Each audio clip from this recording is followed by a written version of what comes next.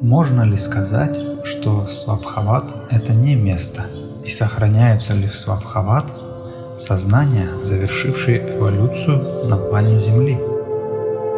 Свабхават – это состояние, а не место. И в этом состоянии, которое названо Парамартха-садья, находится сознание, завершившее эволюционный путь во всех существованиях. В Свабхават растворяются все сознания в свете Высшего, являя одно единое огненное сознание. Свабхават излучает или эманирует? Свабхават исходит потенции свойств ума. Эти свойства в совокупности составляют номинальность, которая эманирует, создавая возможность для носителей природы ума, и через феноменальный мир излучается. Свабхават не может ни излучать, ни эманировать. Он сохраняет высшее духовное накопление и имеет состояние, которое передает духовный опыт в зерне духа, который является по сути атомом огненной субстанции. Семеро еще не родились. Значит, зерно духа еще не имело монастический покров, оболочку? А был ли тогда первый покров из материи Будхи или индивидуализируемое зерно духа? Семеро еще не родились из ткани света. Говорится о том, что потенциальность 7 основных качеств умственной способности еще не родилось. Это развлечение, понимание, осознание, ощущение, озарение, синтез и тому подобное. 7 лучей в своей потенциальности и свойствах своих качеств будущей вселенной природы ума, Отца-Матери, Свабхават, то это будет аурической оболочкой, ставшей вначале материей матрикс, затем материей люциды, носителем зерна духа в природе ума. Пока не было монастического покрова, а материя Будхи ткется как ткань света в этот период эволюции. Зерно духа индивидуализируется или проявится, когда сознание человека станет истинно семеричным. Семер – это целостная структура построения Солнечной системы, как единой мысли и способности нашего ума синтезировать. Семеро составляют совокупность разумных сил в своей потенциальности, в природе ума. Они будущие строители, архитекторы, зодчие нашей Солнечной системы, включая нашу планетарную цепь. Синтезирует не ум. Синтез аккумулируется в сердце. Семеричность как необходимый цикл эволюции Солнечной системы, космоса, природы и человека. Когда мысль становится единой, она исчезает в свете высшем, чтобы возникнуть вновь как огонь изначальный, который может менять монастическое поле Акаши, подготавливая развитие низшего разума. Образование лая-центров связано с волей высшей? Из однородности состояния лаи взаимодействия нет до тех пор, пока импульс высшей воли не коснется лаи для дифференциации или не вдохнет жизнь движения, нарушив тем самым равновесие идеи разворота мысли для проявления и осознания. Образование лая-центров связано с законом эволюции. Из ничего должно возникнуть нечто. Из алая возникает лая, из неместа возникает место пустотности, которое неминуемо должно начать заполняться тогда, когда полнота станет пустотой. Это состояние единого мига, сдвига сознания и нового витка эволюции. Есть закон, который правит всем космосом. Это закон высшей воли. По этой линии создается эволюция духа. На семинаре прозвучало стихотворение Владимира Васильевича, которое оканчивается словами «Сантану вечности храним». Можно ли сказать, что только проявленная любовь имеет разумную реализацию? Сантана вечности может хранить только зерно духа. Оно хранитель. Проявленная любовь есть сострадание ко всему сущему и чувствующему в сансаре или в аду на земле. Сострадание успокаивает эмоциональное переживание, успокаивает ум страдающих. Сантана вечности – это состояние охранения или сохранения Висвабхават, потока индивидуальной жизни, как расширение, соединение мгновенных состояний, каждое из которых обусловлено исчезновением предыдущего и обуславливает возникновение следующего. Это есть суть потенциальности индивидуальной жизни. Любовь – это сила жизни, которая правит миром, и все, что делается ради нее, обладает силой мирового закона, проявление которого, как мысль, находящаяся внутри ума того единственного самого-самого, который осознает себя как «я есть», и в этот миг проявляется как разум. Что значит перейти Сантану по сердцу? Перейти Сантану по сердцу значит в жизни трансмутировать свои проводники согласно необходимости эволюционного развития в утончении природы сознания для восприятия истины в ее таковости. Сердце открывается любовью, и сострадание является накоплением заслуг, что и приносит плоды мудрости. Перейти Сантану по сердцу – это как раз слиться с Вабхават. Это великий путь синтеза, соединения мгновений притяжения и отталкивания, которое дает свет, как солнце, которое оттепляет сердце и дает жизнь. И тогда истинное солнце лучами семеричного света даст силу и мощь перейти Сантану по сердцу или слиться с Вабхават, стать выражением истинной любви. Семеро еще не родились из ткани света. Если ткань – это более плотное состояние материи, то семеро – это итог этого плотного состояния? Ткань света является потенциальностью природы ума, а силы и качества ума – как способность понимать. В этот период до рождения из ткани света сыны находятся в состоянии потенциальности, своей отвлеченности, то есть еще дремлют перед новой зарей Манвантары в утробе матери природы Пракрити. В пралае все дремлющее вздохом, в концентрации взглянуть на себя или возбуждается желание бытия в небытии. Итогом плотного состояния является форма. Сейчас мы говорим о неформе. Ткань света – это идеальная структура поверхности пространства, величайшей гармонии и красоты.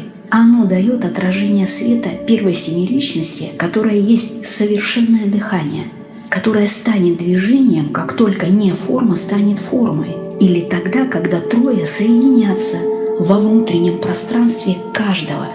Так 4 станет 7, или рождением семерых. Какое состояние в человеке описано в данной шлоке? Это состояние пустоты, абсолютной чистоты и парамартха, абсолютное существование. В человеке парамартха садья, абсолютное существование высшей правды или справедливости. Состояние 7, которое еще не родилось. Состояние пралая перед первой зарей Манвантары. Состояние перед тем, как дух станет плавильщиком материи, и материя начнет облекать всю любовью или сиять светом. И тогда будет доступно тончайшее восприятие, которое даст понимание истинного бытия или бессмертия. Как Адити связано с появлением семерых? Адити – пространство, матерь богов. Так они и связаны.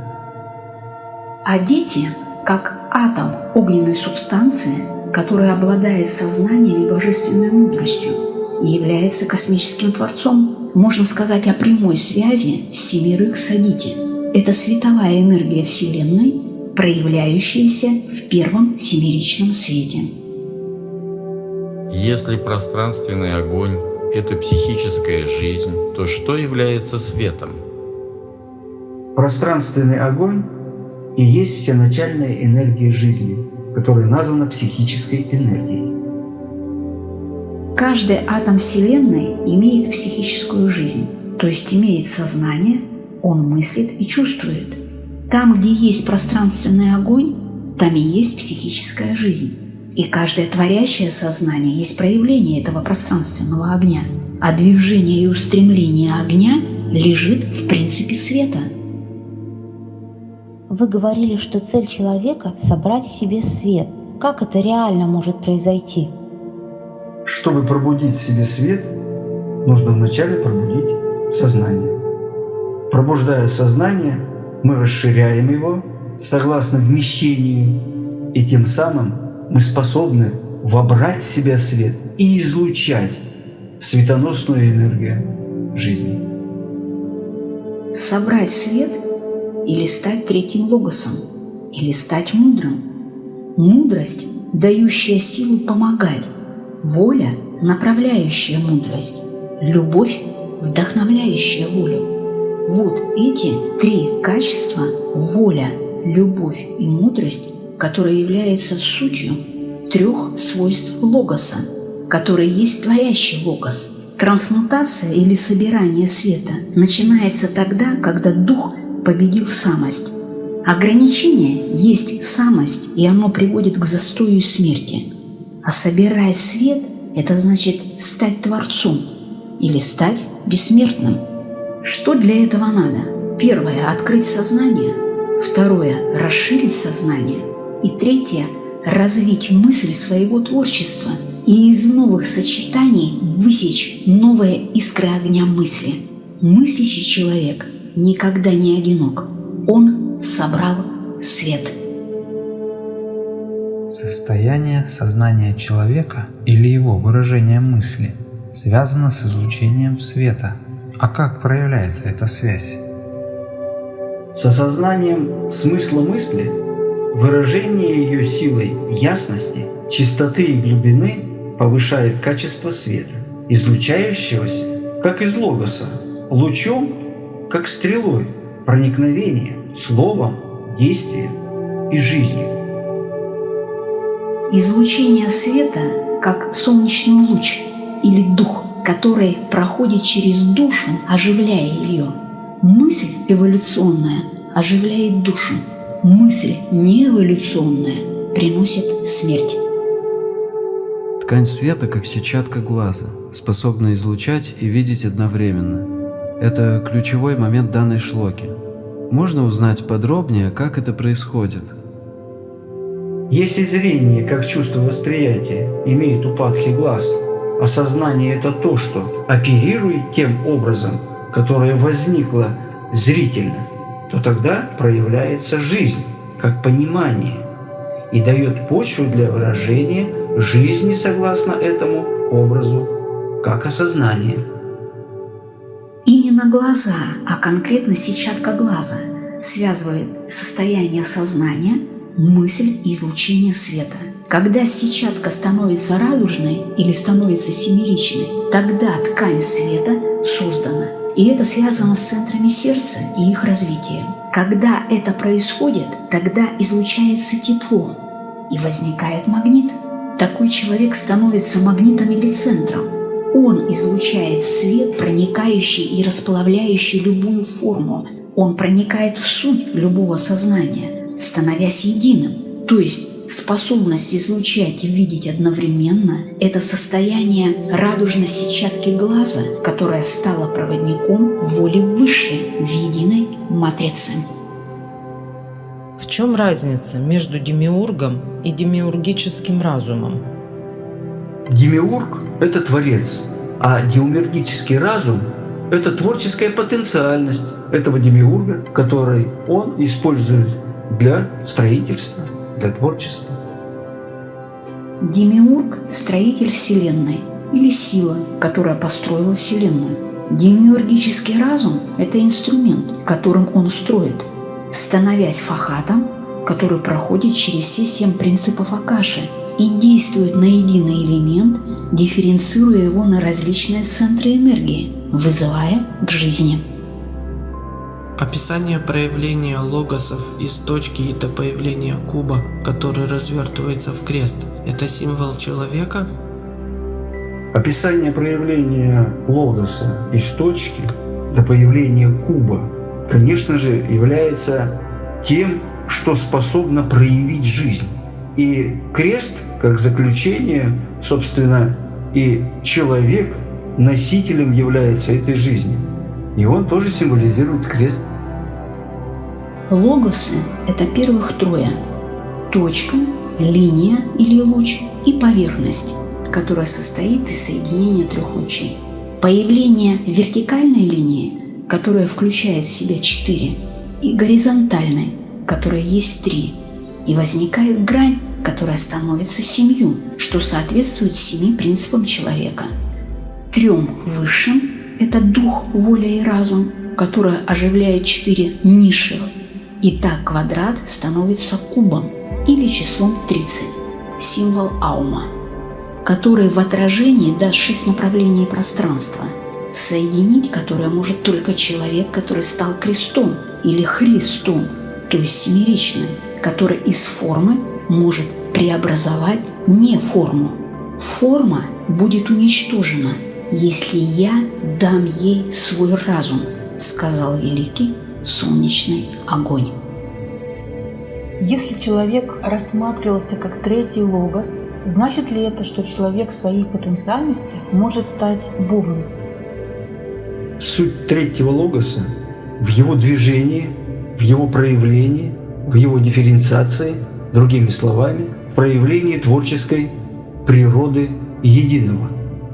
В человеке точно так же, как только проявляется Творец в нем, а Творец – это прежде всего осознанные действия и способность божественных сил принимать участие в умственной деятельности, в творческой способности.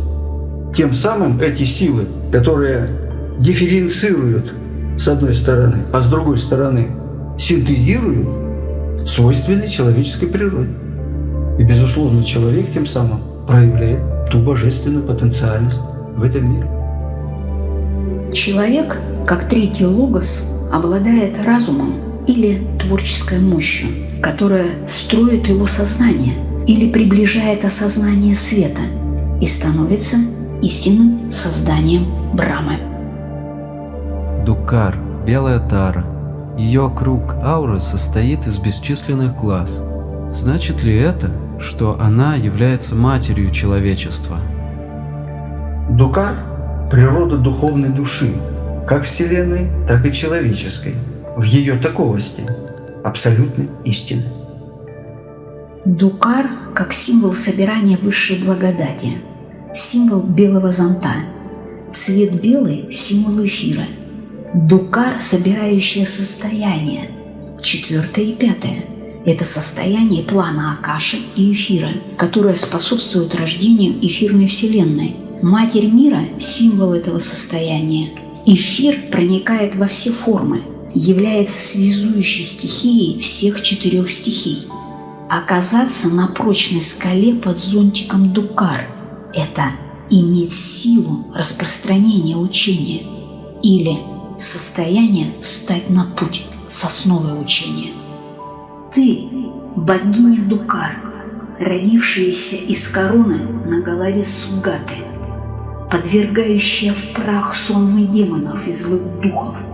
Сделай так, о дивно сияющее просветленное, чтобы учение распространялось.